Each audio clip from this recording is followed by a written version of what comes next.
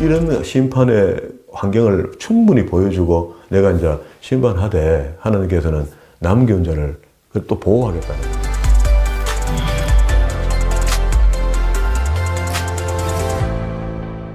오늘도 하나님께서 저와 여러분이 주시는 말씀은 에스겔서 8장 이하의 말씀을 통하여 예루살렘 죄와 심판을 보라 하시는 말씀의 제목으로 하나님의 말씀이 전가될 때 하나님의 목적, 하나님의 계획, 하나님의 뜻이 잘 들려져서 그 말씀에 순종할 때 주시는 참복을 마음껏 누리시는 저와 여러분 되기를 주의 이름으로 축원합니다. 지난 시간에 앞에 단락을 지어서 봐야지 긴 이야기라서 이해가 되는데요. 에스겔서 1장에서 3장까지가 에스겔이 하나님을 배웠고 소명받는 장면이 3장까지 있었고요. 4장부터 유다의 심판에 대해서 큰 단락으로 세 단락을 이야기하거든요. 에스겔서 안에 전부 다. 이 1장부터 7장까지가 한 단락이고요. 그리고 또 뒤에 12장부터 19장까지가 한 단락이고 20장부터 24장까지가 한 단락이고 그러면 세 단락이 큰 단락에서 유다 심판을 애고해줘요. 애고해주는데 그 애고의 말씀을 다 듣고 순종하면은 심판받지 않거든요. 안 받는데도 불구하고 유다는 이런 말에 관심이 없습니다. 관심이 전혀 딴 곳에 있어요. 그래서 그 죄를 낱낱이 하나님께서 에스겔에게 보게 하고 에스겔은 그걸 본 것을 잡혀온 장로들에게 그대로 알라바칩니다. 이 얘기를 쭉 다 해줘요.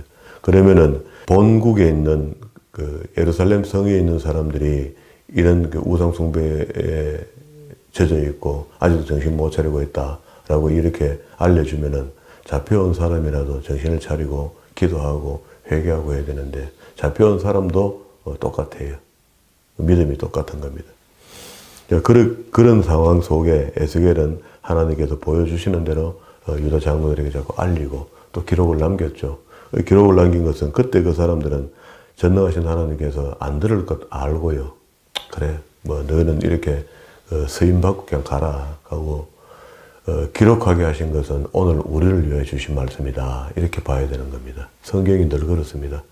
그때 그 당시에 사람들 말 안 들을 거 하나님께서 뻔히 아시는데도 불구하고 왜 선지자를 죽여가면서까지 성경을 기록을 남겼는가? 이것은 오늘 나를 위하여 기록을 남겼다. 이렇게 그래서 우리가 하나님의 말씀이 히브리인들이 동사민족이라 이렇게 하거든요. 어떤 너희는 뭐 백인민족이다 뭐 이렇게 호칭을 붙일 때 동사민족이라는 것은요. 하나님의 말씀 전부 다가 동사라는 동사. 동사를 이렇게 하라, 이렇게 하지 마라. 이렇게 할 때에 하라는 것을 하면은 복이 되고 하지 말라는 것 하면은 죄가 저주가 되는 거거든요. 그래서 지금도 우리가 우리에게 주신 말씀들을 하라는 것 하고 하지 말라는 것 안 하면은 이건 분명히 복이 되고 저주가 됩니다. 이거는.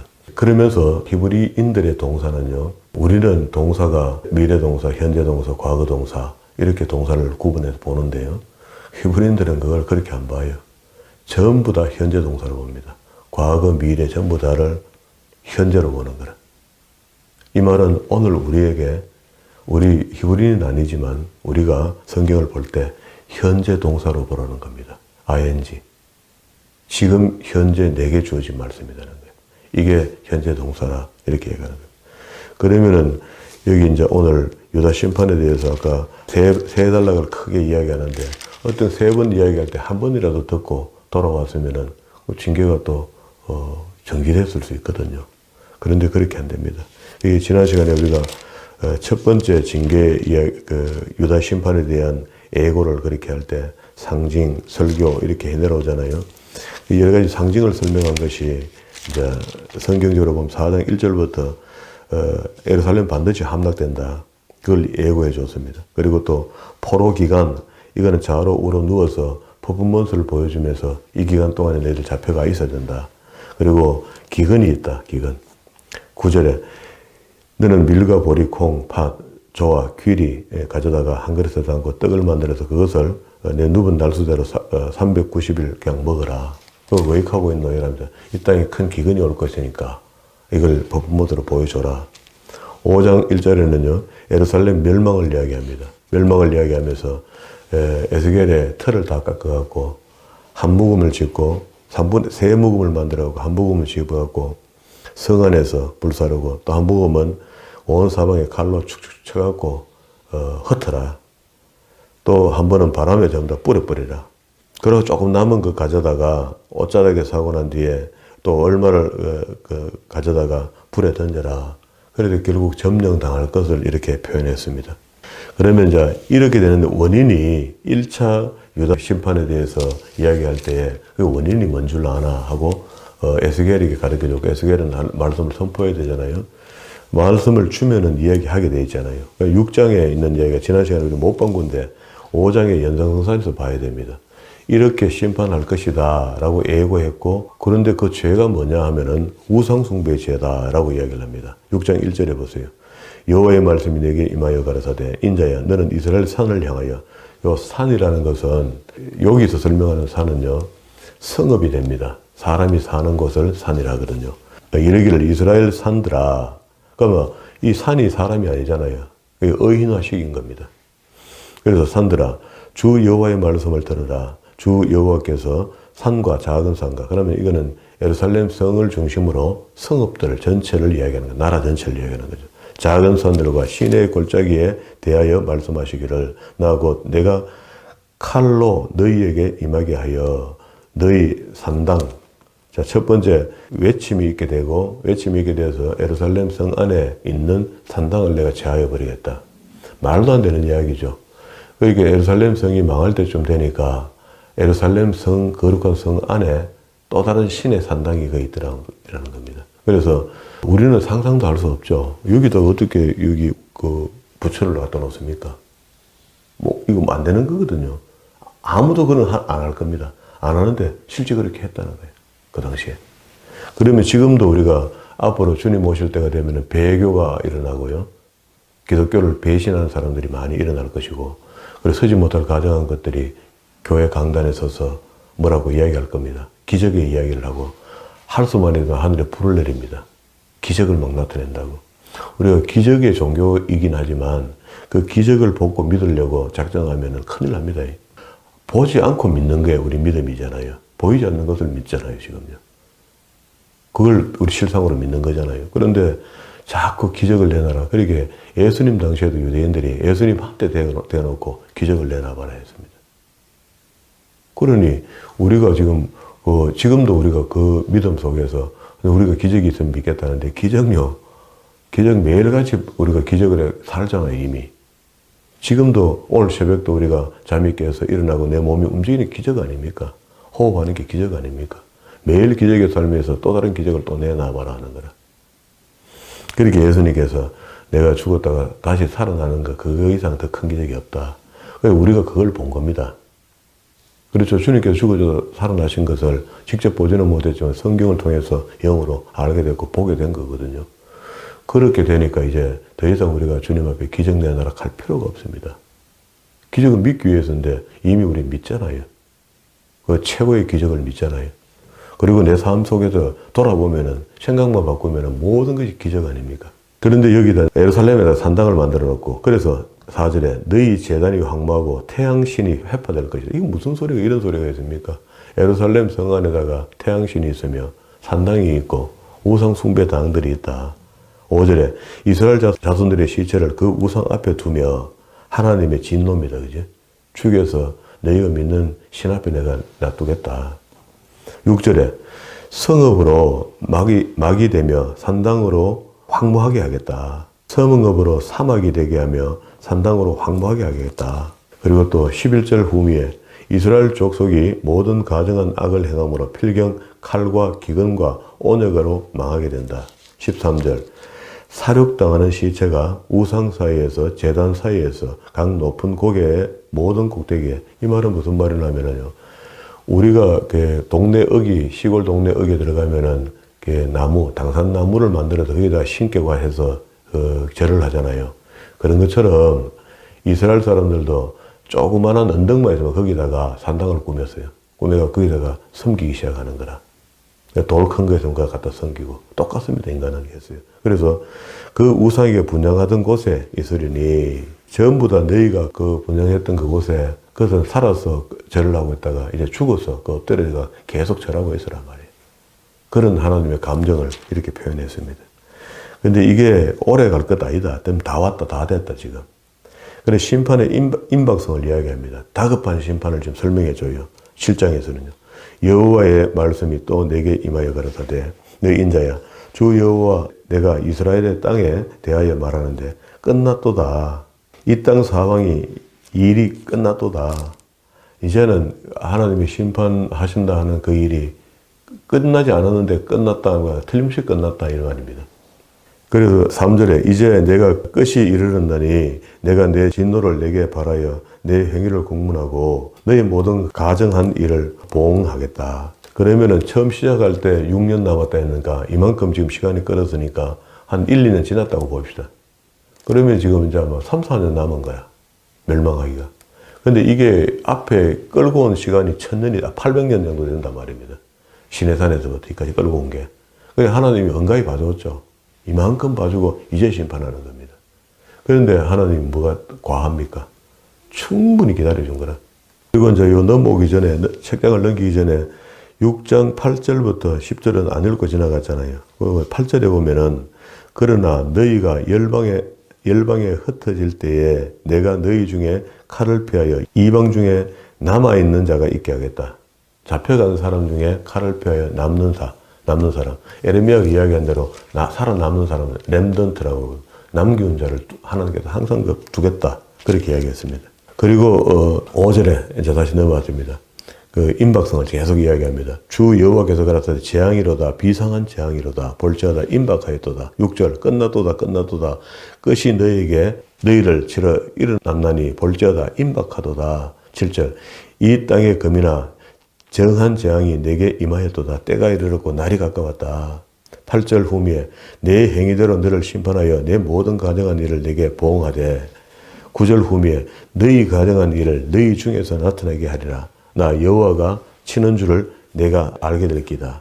볼지어다 10절 그 날을 볼지어다 임박하도다. 정한 재앙이 이르렀더니 몽둥이가 꽃을 피며 교만이 사기 났도다. 이런 말은 이 재앙의 표현을 갖다가 문학적으로 설명한 겁니다. 11절 포악이 일어나서 죄악의 몽둥이가 되어선즉 그들도 그 무리도 그 재물도 하나도 남지 않는다. 침략당하면 재물이 무슨 소용이 있습니까? 그리고 12절 중간에 끝에 진노가 그 모든 무리에게 임한다. 그 모든 무리 예루살렘에 살고 있는 사람, 우상에 절하고 있던 그 사람들.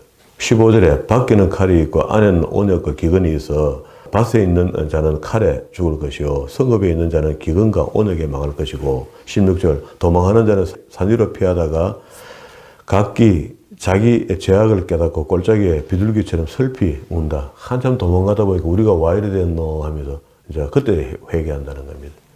18절 중간에 두려움이 그들을 덮을 것이요 모든 얼굴에 수치가 있고 모든 머리는 대머리가 될 것이다. 쩔쩔 매르고 있다 이런 말이에요. 19절에 은을 거리에 던지며 금을 오해물같이 똥같이 여긴다.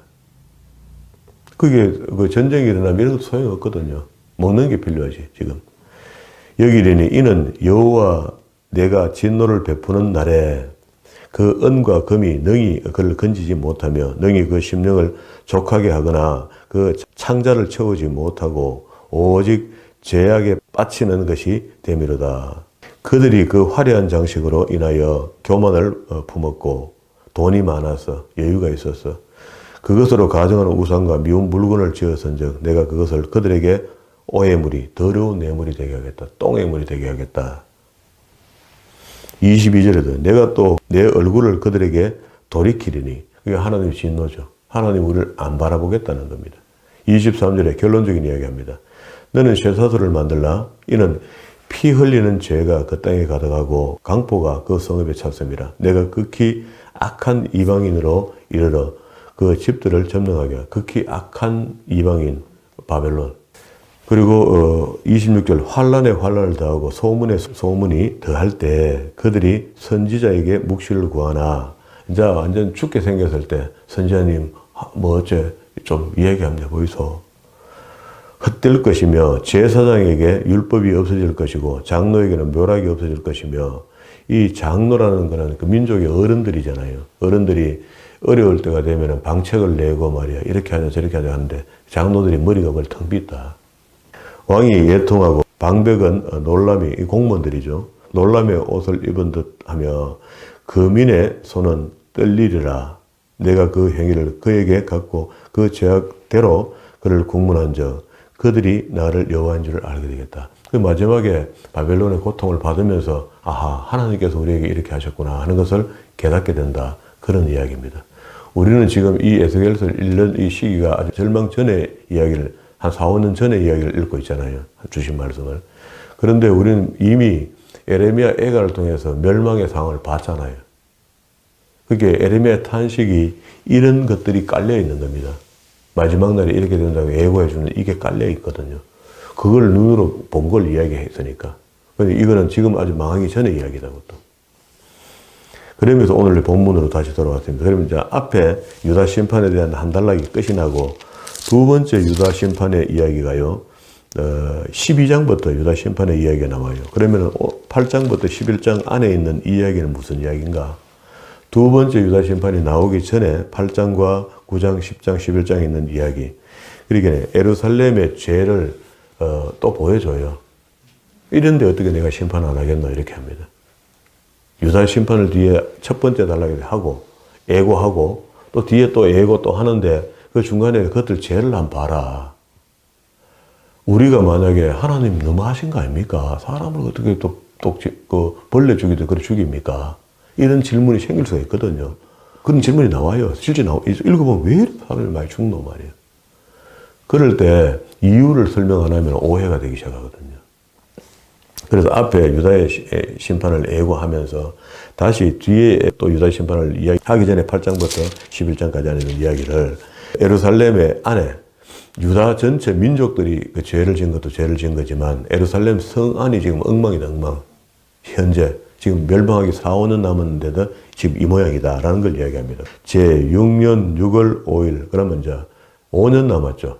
이제 잡혀온 지 6년 되니까 전체가 11년 개입이니까 2차와 3차가 11년이거든요. 그럼 6년 됐으니까 이제 그러면 5년 남았는 거네요. 그때 앉았을 때 장로들이 찾아왔습니다. 여호와의 권능이 거기서 내게 임하기로 내가 보니 불같은 형상이 그 허리 이하의 모양은 불같고 이거 1장에서 하나님의 임재를 봤잖아요. 그 모양이 그대로 나타난 거라. 나타나서 에스겔을 머리를 확 집어가고요. 확 끌고 갑니다. 그게 벤 아담 하는 그 단어가 이제 생각나잖아요. 하나님의 감정인 거라. 그게 에스겔아 이리 오너라 나와 같이 가자. 손 붙잡고 가야 될 판에. 원래 하나님이 그런 따뜻한 분인데 지금 하나님이 화가 나 있으니까 야 인자야. 야 사람아 저기 이리 와봐. 하고 머리를 확 치는 거라. 앉아있는데 콕 쥐어갖고 이게 자기 환영으로 보인 겁니다. 확 끌고 가는데 사람은 가지 않고요. 그게 영체가 가는 거라.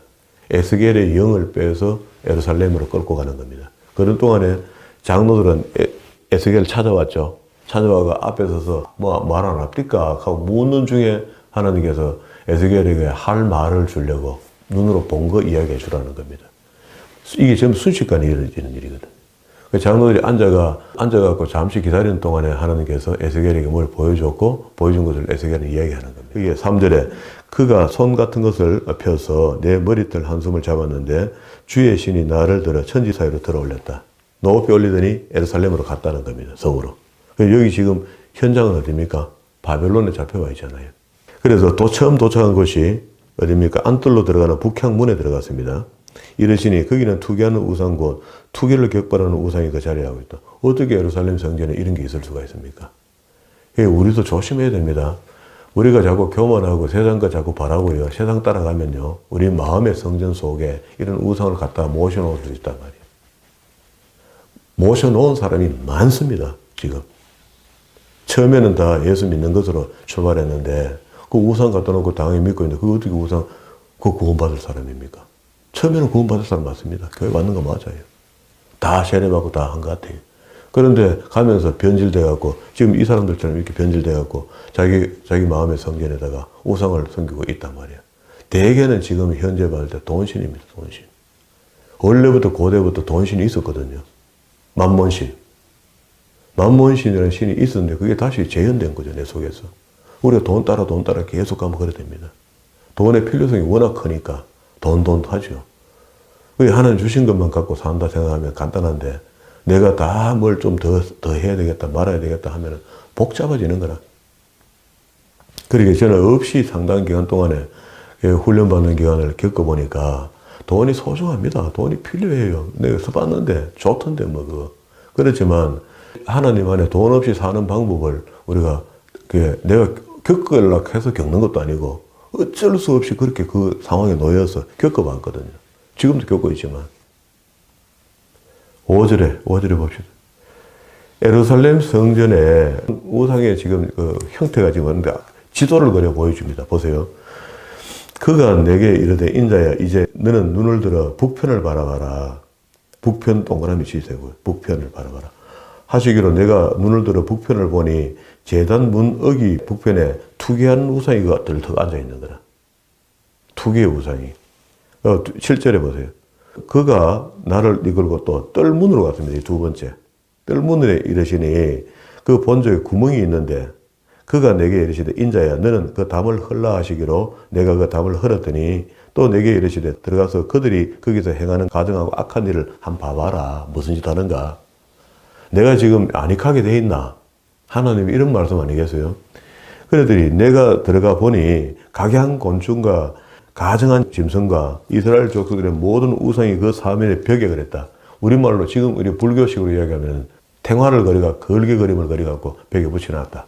이스라엘 족속의 장로 중에 70인 이거는 거룩한 민족의 지도자들입니다. 이 사람들이 그거 갖고 향연을 펴고 있다는 거라. 그러니까 나라가 망하죠. 그리고 또 사반의 아들 야샤냐도 있더라 하는데 왜 추가로 이 사람을 추가시켰을까요? 이 그 사반의 아들은요 16대 요시아 왕 때에 성경을 읽어주던 사람 가문입니다. 이거. 그게 사반이 그 사람이고 그 아들이 지금 이렇게 망했단 말입니다. 그 가운데서 각기 손에 향로를 들었는데 향연이 구름같이 오르더라. 자, 사반의 아들 야사나가 여기 있다는 것은 이 거룩한 가문도 이 정도니까 안 거룩한 가문은 어떻겠노? 그런 말의 표현이거든요. 우리가 경건히 살아도 경건을 어려울 때가 되면 경건을 유지하기 어려운데 평소에 경건치 않은 사람이 어려운 일 당하면 어떻게 경건해지겠어요? 안 됩니다. 훈련이 필요합니다. 이거는. 그래서 이스라엘 백성들을 애굽에서 처음 드러냈을 때요. 지름길로 가면은 보름만 올라갑니다. 팔레스타인에 바로 도착합니다. 그 길을 38년을 돌린 겁니다. 훈련을 시킨 겁니다. 그때 하나님 말씀하셔요. 이들이 그 원주민들이 전쟁하자 하면요. 두려워서 다 도망갈 기다. 그래서 내가 광야에서 훈련시킨다. 그렇게 이야기해요.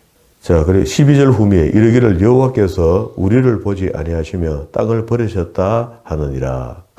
저것들은 우상 숭배하고 앉아가 그래서 하나님 우리를 버렸으니까 우상한테 우리가 부탁하자. 이칸다. 13절 후미에 다른 큰 가증한 일을 내가 또 보이리라 하시더라. 그가 또 나를 데리고 이거는 약과도 더 있다. 들어갔는데 북문으로 들어갔던 세 번째 우상을 보여줍니다. 북문에 이르기를 보니 거기 여인들이 앉아 담무스를 위하여 애곡하더라. 이스라엘의 모든 여자들이 담무스 신에게 절을 하고 있다는 겁니다. 이 담무스 신은요, 원래 다른 말로 니무롯입니다. 니무롯. 창세기 바벨탑 쌓았을 때 사람들을 선동해서 흩어지지 말자 하고 탑을 쌓아 올라갔던 그 주제 인물입니다. 이제 니무롯. 유대인의 종교 사전에 보면은요, 니무롯의 아내는 셈이 마레스다 이렇게 이야기해요.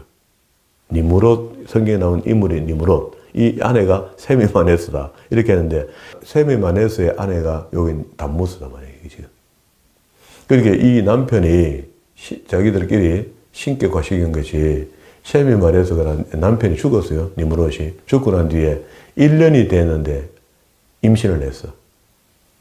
1년 뒤에. 그건 바람피웠죠. 남편이 다 죽었는데 남편 없는데 임신을 했으니까. 그리고 난 뒤에 아이를 낳고 난 뒤에 뭐라고 핑계를 냈냐면요. 우리 남편이 환생했다. 바람피아가 임신하는 아들을 다 우리 남편이 환생한 게다 이렇게 환생설의 기원이 됩니다. 우리 환생설이 있죠. 환생설의 기원이 되면서 그러면 자기 남편이 온 거잖아요. 아이를 키워갖고 낳아갖고 키워갖고 결혼을 다시 하는 거다. 그럼 아들하고 결혼한 거죠. 그런데 이게 남편이 환생이니까 자기 남편이라는 거라. 그러면서 고대부터 요게 여신, 엄마는 여신, 아들은 아들신. 요 두 개가 바벨론 다무스 신부터 내려오는 게 있어요. 고대부터. 요 신을, 다무스 신을 섬겼는데 이게 나중에요. 서기로 넘어오면서 바벨론 그 여신, 남신 하는 이 아들신 하는 여기에다가 바벨론 종교에다가 서기에 또 보니까 예수, 마리아 이게 아주 궁합이 괜찮잖아요. 이거를 집어였습니다. 이렇게. 집어여면서 색깔을 딱 바꾸니까 가톨릭이 딱 되는 겁니다. 가톨릭이 원조가 돼요. 이게. 가톨릭은 지금 아니라고 하죠. 올라가면 그렇습니다. 그렇게 해서 이 근거가요. 이 사람들이 이 가톨릭을 이제 이렇게 해놨으니까 어쨌든 자기들이 중요한 건 예수가 아니고 누가 중요합니까? 셈이 마네드가 중요하잖아요. 여신. 여신이 위용을 나타내야 되는데 어떻게든 여신을 높여야 되는데 높일 방법이 국군이 끝에 만들어낸 게 데오토코스 논쟁을 일으켜요. 왕후냐? 신의 어머니냐? 육신의 어머니냐? 그러면 다시 아들 신을 만들어 놓고 그 어머니가 돼야지 하늘 황후가 되는 거라.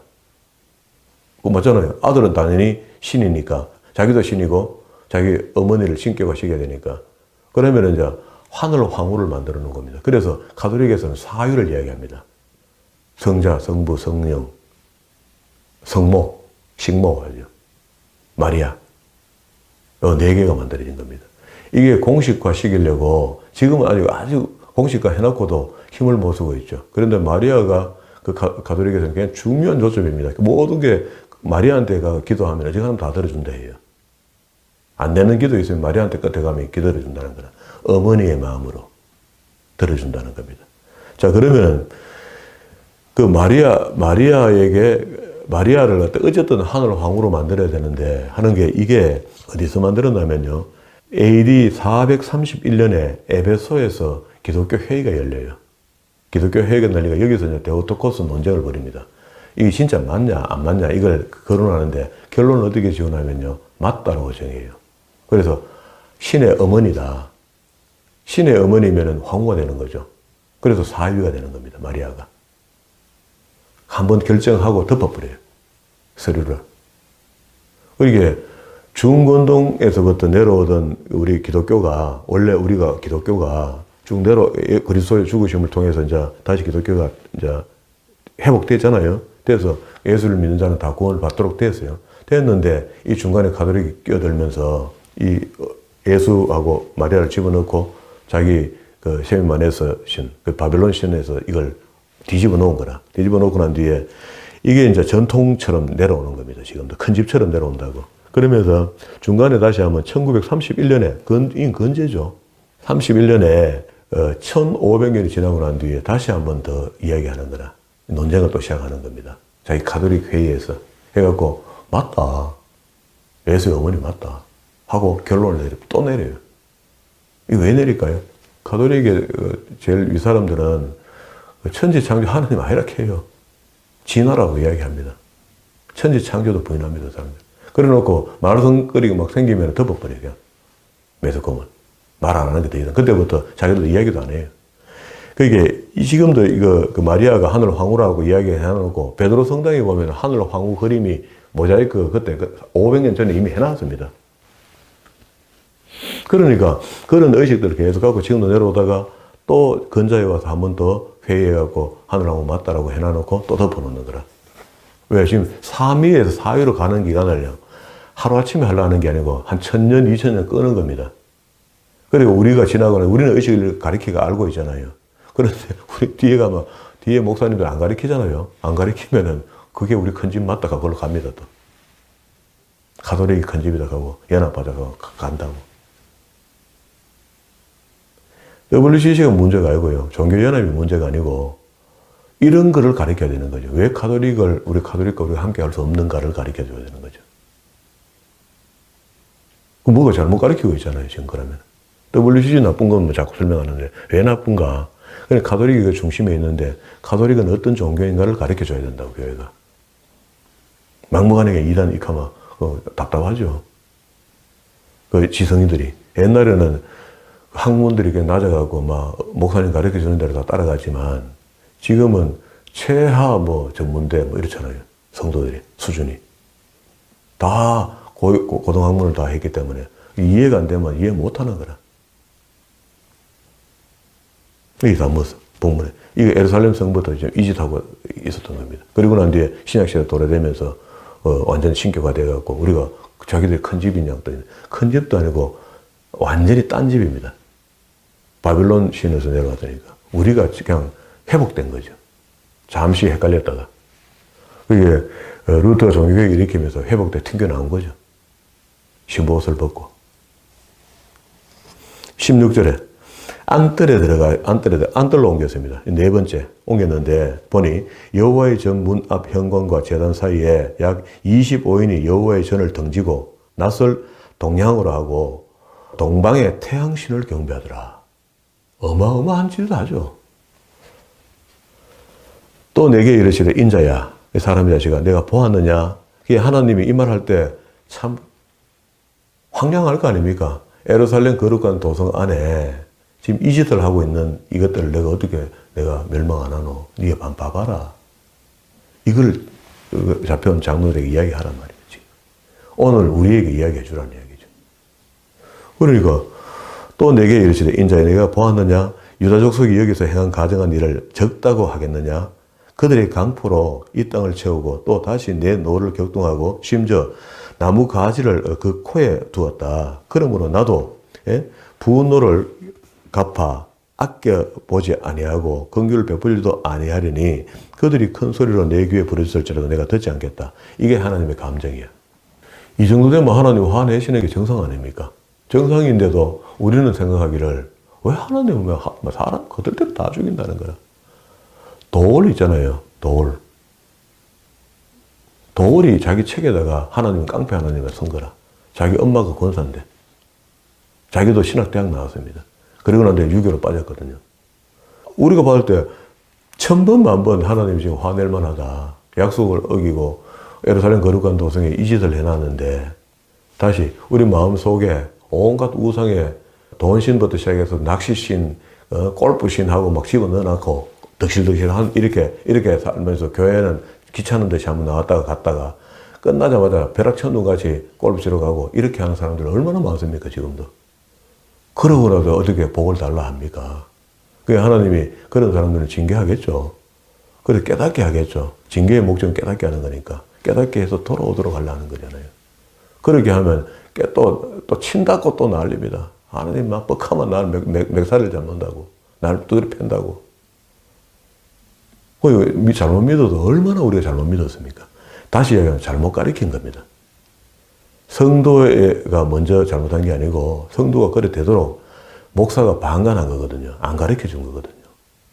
구약 성경을 안 가르쳤으니까. 신약은 전부 복된 이야기만 하니까.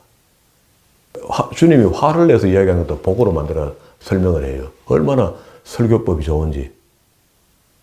주님이 비유를 해갖고 화가 나서 비유를 한마디 겉으로 단어는 표현 안 나는데 속마음은 야 이놈아 네가 때문에 나를 죽일 거 아니냐 너희가 나를 십자가에 못 박을 거 아니냐 이런 단어를 그게 부드럽게 비유로 이야기해줘요.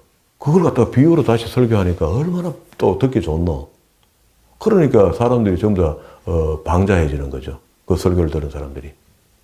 원선이 더 듣기 좋으니까. 이런 이야기들을 해줘야 되는 거죠. 하나님의 눈물, 하나님의 진노, 질투하시는 하나님이다. 하나님의 성품을 이렇게 설명하고 하나님을 알게 했으면 우리가 이거는 하면 하나님 큰일 난다. 안 된다. 우리 마음속에 돈신을 갖다 놓는 거 이거 하나님 절대 싫어하니까 이거 절대 하면 안 된다. 버려야 되는 거죠. 골프신 이거 안 된다. 버려야 된다. 자동차 닦는데 막 너무 전념하면 자동차 닦는 게 신이 되잖아요. 애착. 그게 신이라고 자동차 더럽게 만들어야 되는데 안 만들고 계속 뺀질뺀질 닦고 다녀봐요. 우상이 되는 거죠. 제가 그랬습니다. 저는 예수 믿기 전에 자동차 닦는데 선수입니다. 그런데 예수 믿고 자동차를 아예 막 시커멓게 해가 다니까 한 번은 내가 흰 차를 탔는데 세차를 한번 하고 나니까 차로 볼일 보고 태어났는데 사무실 볼일 보고 나오니까 내 차가 없는 거라. 한참 두리번거려 찾아오기 전에 차가 하얀 게 아니고 내 차인 거라. 얼마나 막 마음대로 아예 일부러 안 닦았어요. 우상이 될까봐. 그걸 알았기 때문에. 그러고 난 뒤에 취미처럼 닦아도 거의 안 닦아요. 지금도 차가 막 엉망입니다, 엉망. 이제는 귀찮아가, 나이가 들고 귀찮아가 안 닦는 것도 섞여 있지만, 그때는 그랬었어요. 시간이 다 돼서요. 이런 심판의 환경을 충분히 보여주고, 내가 이제 심판하되, 하나님께서는 남겨온 자를 또 보호하겠다는 겁니다. 그게 이제 9장에 그 이야기를 해요. 서기관의 먹거리를 갖고 애통하는 자는 구분해라. 저 속에서도 그래도 구원받을 자가 있다는 겁니다. 구분해내는 게 다음 시간에 봐야 되겠죠. 오늘 이게 단락을, 이 이야기를 끝까지 한 단락을 tı커덕 끝을 내야지 뭐가 매듭이 나는데 늘 이게 우리가 모자라요, 시간이. 이래가. 11장 끝까지 가야지 이제 이야기가 한 단락이 끝이 나거든요. 그러면 이제 하나가 매듭이 돼서 쉬운 거라, 이해가.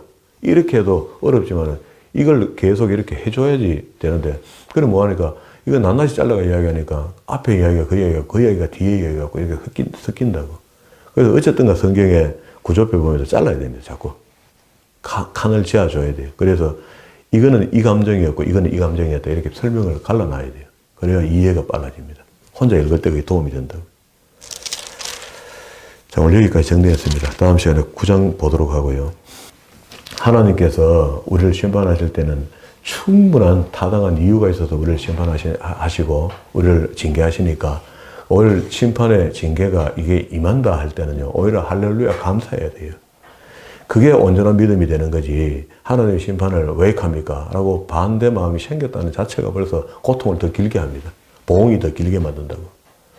어쨌든 지혜롭게 일은 벌려진 거고요. 재질은 한 거고요. 만약에 그런 상황이 놓였으면, 하나님의 징계의 방망이에 들렸다는 걸 알았으면 바짝 엎드리가 기다려야 돼요. 하나님의 진노를, 하나님의 어떤 회초리가 지나가도록 바짝 엎드려 기다려야 됩니다. 딴 거 하면 안 됩니다. 그래서 목에 힘 넣었다 하면 부러집니다. 하나님 때릴 때 부드럽게 해서, 아이고, 하나님, 제가 잘못했어요. 제가 완전 죄인입니다 하고 바짝 엎드려서, 그 보응이 있더라도 하나님의 뜻인 걸 알았다면, 그 보응으로 인하여 나를 변화시킬 수 있는 절의 기회다. 이제 세상 것 다 내려놓고 주님만 바라보겠다는 그런 고백을 드려 하나님 앞에 그 보응이 짧아질 수 있도록, 이것도 우리에게 수단이라 생각해요. 물론 수단이나 이런 것가 되겠나마는 진실한 회개를 통해서 그 보응이 짧아질 수 있도록, 이것도 우리가 믿음의 자세입니다. 그게 하나님 그런 모습을 보고 하나님의 긍휼과 은혜가 우리에게 임한다 이렇게 생각하시고, 그 긍휼과 은혜를 기억하고 어려울 때 우리가 어떻게 해야 된다는 것을 분명히 알고 나아가는 저와 여러분 되기를 주의 이름으로 축원합니다.